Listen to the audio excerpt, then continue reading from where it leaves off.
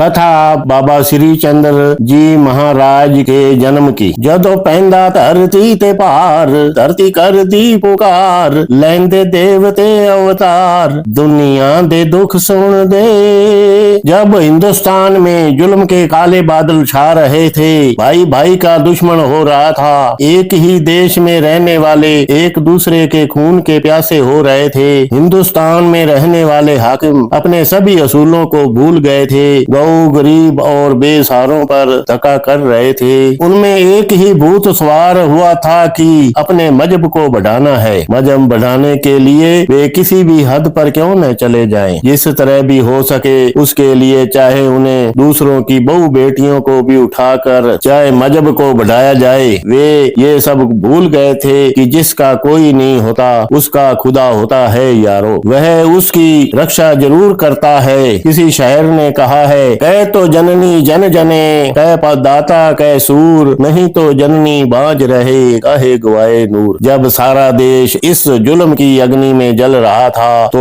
उनका दुख दूर करने के लिए, बेसहारों के सहारा बनने के लिए, रिद्धि सिद्धि के मालिक, उदासियों के सिरताज, शिव स्वरूप बेदी चंद के तारे भगवान श्री चंद्र साहिब जी ने गुरु नानक देव महाराज जी के घर सुल्तानपुर लोधी जिला कपूरथला पंजाब में भादों सुदी 1551 विक्रमी को अवतार लिया। आप जी की माता जी का नाम सुलखनी जी था। जन्म लेते समय आपके सिर पर सुनहरी बाल, आपके कान में मांस की बनी हुई कुंडल और आपके शरीर पर कुदरती ही विभूति लगी हुई थी। आपके जन्म लेते ही सारे शहर में खबर फैल गई। इस बात की सभी घरों में चर्चा होने लगी कि जय राम जी के घर के महल में बहन नानकी जी के घर उसके भतीजे ने जन्म लिया है, क्योंकि उस समय गुरु नानक देव जी बहन नानकी के घर में ही रहते थे। जो भी इस बालक को देखता उसे सचमुच ही ऐसा प्रतीत होता कि वह शिव का स्वरूप है। जो भी उस बालक को देखता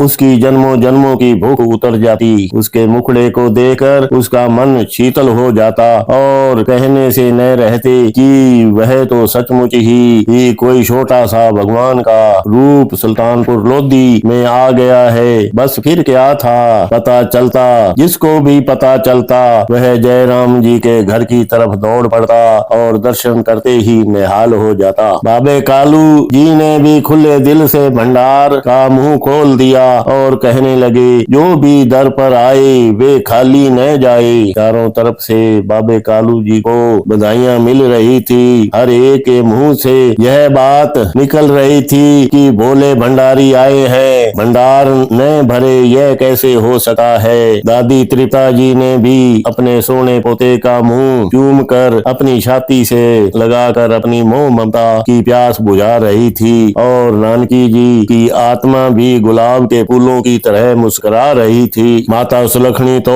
अपने मन में ही मुस्कुरा रही थी। अपनी गोद में श्री चंद्र का प्रकाश देकर वह फूली नहीं समा रही थी और कह रही थी कि हे निरंकार, तुम धन्य के काबिल है, जिसने भी दात मुझे बख्शी है। मेरा यह शरीर धन्य के काबिल है जिसे ऐसी औलाद पालने का मौका दिया है। कुछ समय पहले माता सुलखनी जी को एक सपना आया था। सपने में उसे शिवजी महाराज जी के दर्शन हुए थे। उस समय फूफड़ जयराम, नाना मूलचंद, नानी चंदोरानी भी रंग में रंगे हुए थे। वे भी बधाइयां दे रहे थे और बधाइयां ले रहे थे। पंडित दयाल दास जी को बुलाकर पत्री खोली गई तो उसका नाम श्री चंद्र जी रखा गया। सतगुरु नानक देव जी महाराज भी बालक पर खुशी जाहिर कर रहे थे और आने वाले समय को देखकर बता रहे थे कि इस बालक का 6 चंद्रों जितना प्रकाश होगा। यह बालक भजन करने वाला तेजस्वी बाल ब्रह्मचारी होगा। हमने तो गृहस्थ को पहल दी थी, परंतु यह बालक जत सत तप त्याग पर चलकर दुनिया पर उदासीपन को चलाएगा। जब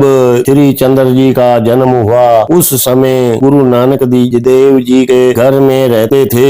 बहन नानकी जी के कोई संतान नहीं थी, इसलिए संत गुरु जी ने श्री चंद्र को अपनी बहन नानकी की गोद में दे दिया। उसके बाद बाबा लक्ष्मी दास जी महाराज का जन्म 1553 विक्रमी में हुआ। धन बाबा श्री चंद महाराज की जय। वाहे गुरु।